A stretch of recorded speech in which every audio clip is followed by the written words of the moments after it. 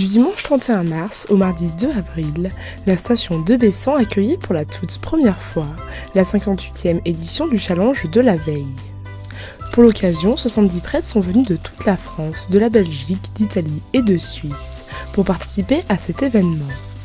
Ce challenge, créé en 1962, est devenu aujourd'hui une véritable institution, un rendez-vous incontournable.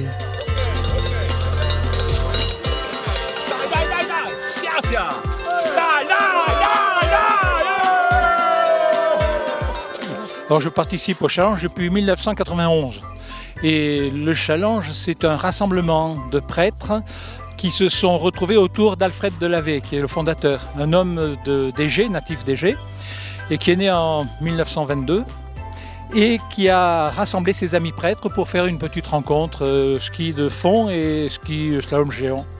Et Alfred s'est tué en montagne en 1965, en été. Il faisait de la montagne avec un jeune et ils sont tombés, ils sont morts tous les deux. Et le frère d'Alfred Delavet, Joseph Delavet, le mari de Monique, notre Monique internationale, a voulu continuer à rassembler les amis de son frère.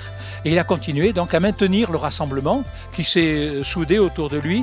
Et viennent les amis de Suisse, d'Italie et de France.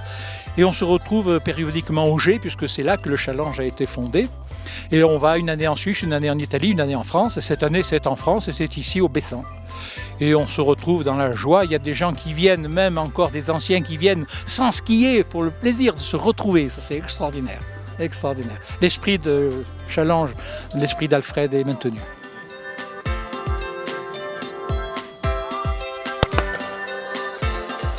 À quelques mètres de la ligne d'arrivée, confortablement installé, nous retrouvons Père Lucien, qui a participé à la toute première édition du challenge en 1962.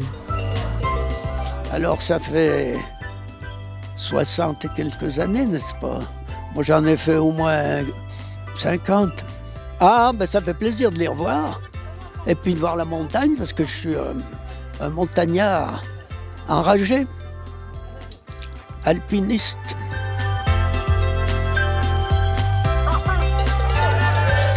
Une compétition sur 2 jours composée de plusieurs étapes. Et puis ce matin, lundi matin, nous faisons l'épreuve de ski de fond qui fait à peu près 5 km. Voilà, c'est ski libre, donc soit skating, soit alternatif pour s'amuser. Personne n'a tiré à la carabine, encore beaucoup.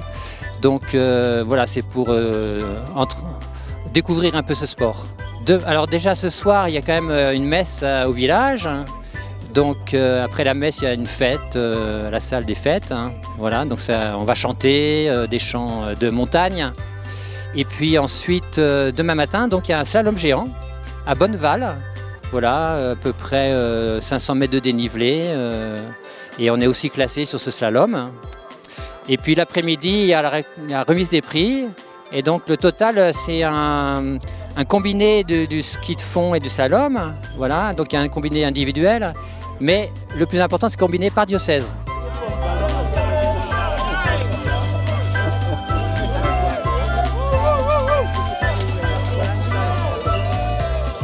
Sur la ligne d'arrivée, nous retrouvons Père Michel, le doyen de cette course, âgé de 81 ans, ravi d'avoir terminé le parcours malgré quelques mésaventures. Eh bien, c'est bien, ça se termine quand même. Après un beau plat-ventre, et je dois avoir fait péter encore une côte. Ah oui, ça m'arrive des fois, quand je tombe, me péter une côte. Mais ça ne sera pas une côte d'agneau, une côte de bœuf. Une nouvelle édition particulièrement réussie sur les pistes de ski de la Haute-Maurienne vanoise, qui prévoit l'année prochaine une 59e édition tout aussi sympathique et conviviale.